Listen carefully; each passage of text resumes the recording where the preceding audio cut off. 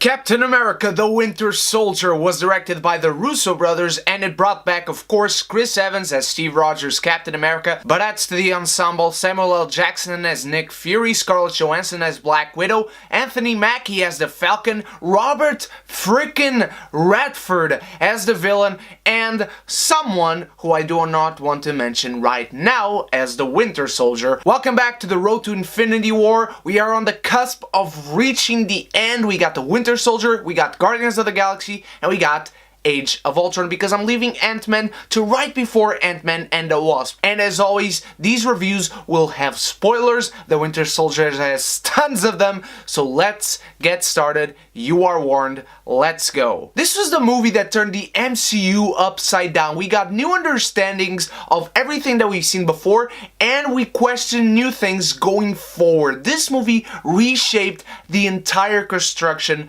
of the MCU. It changed the tone and genre of the Captain America movies and how he was built up in the MCU, going from pulpy, old-fashioned patriotic adventurer to paranoid conspiracy spy thriller, creating for a broader, approaching darker, more serious breed of superhero storytelling. And the Winter Soldier movie works on many levels. It presents an intricate spy thriller where everyone has secrets, it has a dark undercurrent to everyone and everything present in the movie, and also showcases different levels of amoral corruption clashing against other different levels of amoral corruption. The film drops Cap in a realistic espionage setting where he's a figure of virtue that, by existing, compromises the inner workings of a giant web of lies covering the world. And right away at the beginning of the movie, the action stands out when Captain America goes face to face with Bartok the Leaper. See, they even made this guy be taken serious. The choreography is fantastic, the editing is pristine, and the action sequences showcase an understanding of the geography around the characters. It's also very inventive in every different type of action sequence there is. Hand-to-hand combat, car chase, foot chase, anything here is shown to be extremely inventive and innovative. The film also heightens the drama with how Cap is dealing with the fact that everyone he ever knew is gone, and this is only enhanced when he goes to meet Peggy Carter, a character who had her own show at the time this film came out, who was a fierce woman by her own right in the first film. Now we see her in a state of her mind not being sound and the body even less.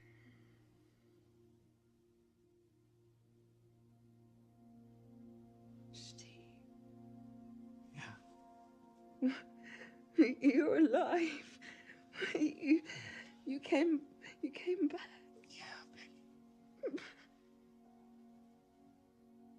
It's been so long.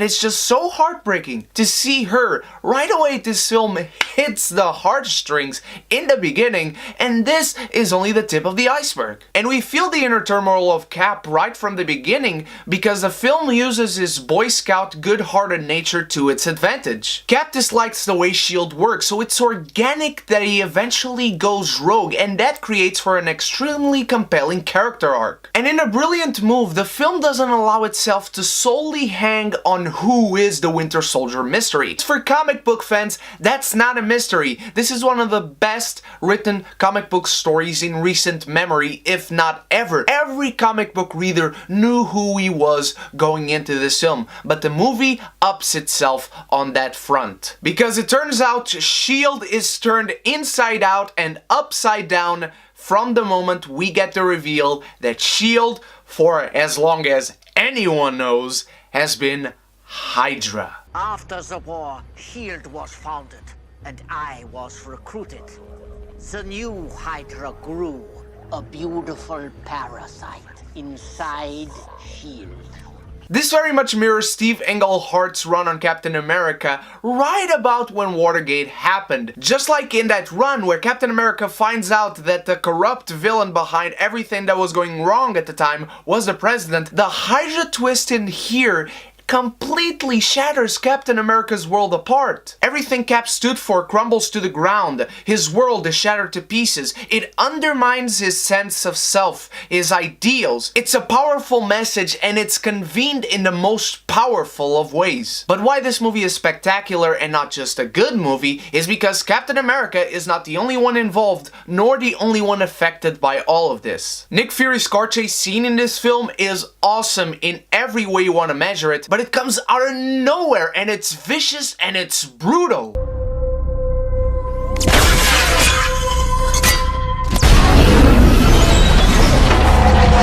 And we see how badass Fury really is. He has a plan B to everything. All the backups and gadgets present in the car that he so methodically uses, waiting for just the right moment to use them. And let's talk about an even better action sequence, the highway chase scene. This is one of my favorite scenes in a movie. It's a non-stop, adrenaline-fueled, nail-biting scene that, for the best of reasons, doesn't seem to even end, with the bad guys and the good guys constantly one-upping each other. And they eventually get down from the highway, leading to the one-on-one, hand-to-hand combat fight with Captain America and the Winter Soldier.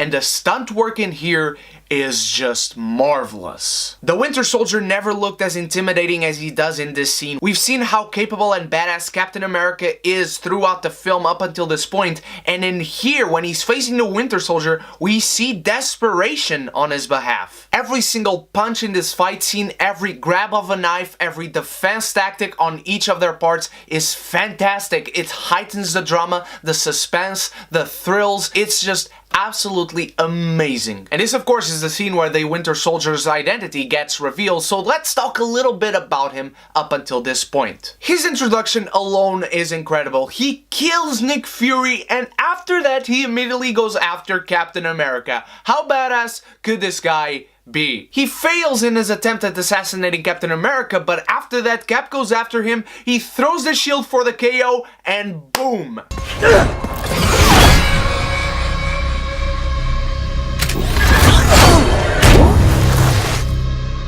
He actually grabbed the shield. This guy is on the same level, if not over, Captain America. And that is how you build a villain. He comes across as an unstoppable force, a killing machine. The dude is a freaking Terminator in the movie, which is also helped due to the legend and mystery surrounding him and the legendary assassinations as told to us by Black Widow. All this building up throughout the film where this guy's a threat to even Captain America, and then we find out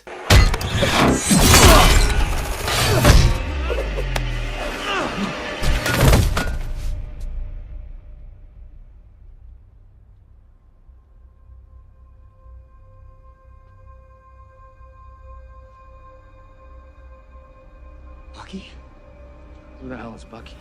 And it's with this reveal that the killing machine Terminator dude is beyond being a great villain. He becomes the perfect villain for this movie, for this story, for what the theme right here is, folks. The moment of his reveal creates for so much emotional baggage. We feel the deep personal connection between these two due to the events of the first film and due to what Captain is going through throughout this film. And that only gives more emphasis to the drama that is present, the undercurrent that is going on right here. It gives layers to the very stakes of the film and to how much deconstruction is actually happening. Also makes the torture sequences on the Winter Soldier throughout the film much more emotionally investing, intense, and ominous. The scene where Alexander Pierce interrogates him and then wipes his memory is absolutely horrifying, and with no need to explain, we get that this has been going on for a while. This has been going on ever since the Winter Soldier came to be. And that, my friends, is compelling storytelling at its finest. This is how you create a compelling villain. And we haven't even touched on every great character and great dynamic that is in this film. Scarlett Johansson as Black Widow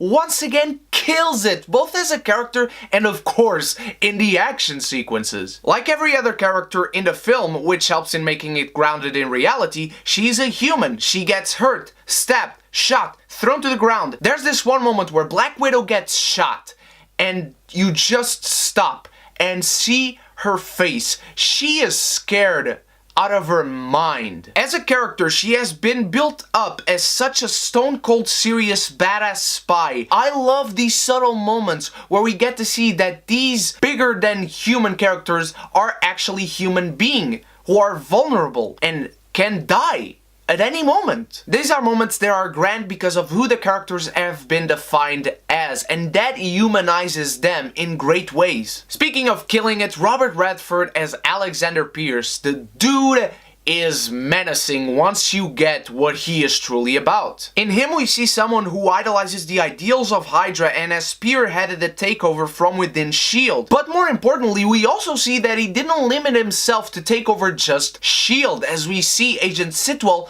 talking to Senator Stern, who first appeared in Iron Man 2 and wanted Tony's armor. He is revealed as an agent of Hydra. Okay, so we talked about deconstruction in this film, but this is now deconstructing what was really going on in Iron Man 2 despite all its flaws. And the interrogation scene is just fabulous with all the references and Easter eggs. It was done so effectively well. This was the perfect moment to have some laughs, to relax, to understand a little better what is going on, and to just drop references. Doctor Strange, Bruce Banner, everything that gets referenced in here by Sitwell is just so well done, feels so organic that this dude would be a coward and just spout every info that Cap, Black Widow, and Falcon want at this point. And Anthony Mackie as Falcon, we cannot not talk about him. The dude's the best kind of comic relief in the film, and that's because he's not limited to being just that. He has a very good budding relationship with Captain America right from the get-go of this film, which is very fun, but it's also very heartfelt. And just like Captain America, he's a vet who's lost his brother in arms, but the twist here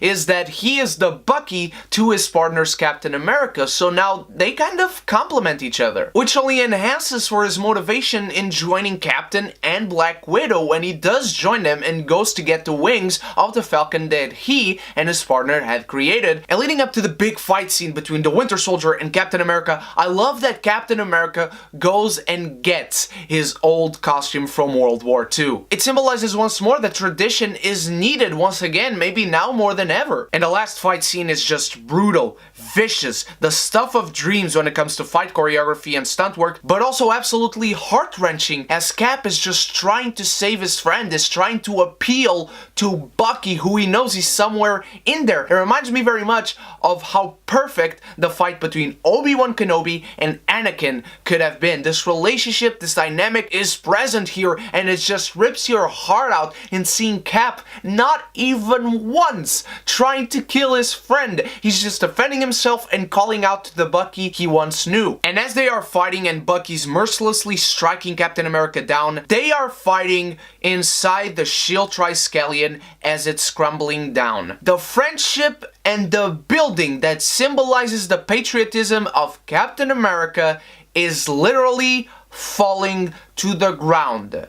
There's no subtlety in this symbolism. And eventually the Triskelion does blow up, but the Winter Soldier and Cap escape, and we see the Winter Soldier dragging Captain America out of the water. But in another great form of symbolism, we see Captain America in his old costume, literally the flag of the United States, all ripped apart and muddied up and dragged to the ground in this last fight scene. This is what happens in the film. This encompasses the entire storyline that we followed. And Captain America the Winter Soldier is to this day one of the smartest movies in the MCU. It was shocking when it came out, it's still shocking to look back at it. It's one of the biggest risk takers as it deconstructs and twists the universe on itself, putting the characters through unprecedented emotional paces while cleverly not avoiding getting political with a character that symbolizes patriotism and old values when literally wearing the flag as a uniform. And Captain America the Winter Soldier stands out because of all of that, because it's grounded, because it's dark, because it's gritty, because it's intense. It has compelling characters that we can get behind, both on the good side and the bad side, while it reshapes the perceptions and understandings that we had of the MCU up until that point.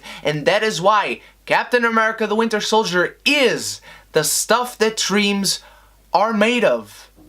So what did you think of Captain America the Winter Soldier, my beautiful geekies? Did I forget to mention any of your favorite moments, both in storytelling or just an incredible action sequence or funny line that you remember from this movie? Were you as shocked as everyone else apparently was when this movie came out, let me know in the comments below. We are 2 movies away from reaching the road to Infinity War. Thank you so much for joining me on this journey. I have reviews for Mute and Red Sparrow and many others on the channel right now, and I have many other reviews coming for you this week. Of course, I can't wait to have you all back, and thank you so much once again. You guys are the best, and so until the next review, you stay beautiful, you stay geeky, and if you haven't done so yet, click the subscribe button and the bell so you can be geeky united!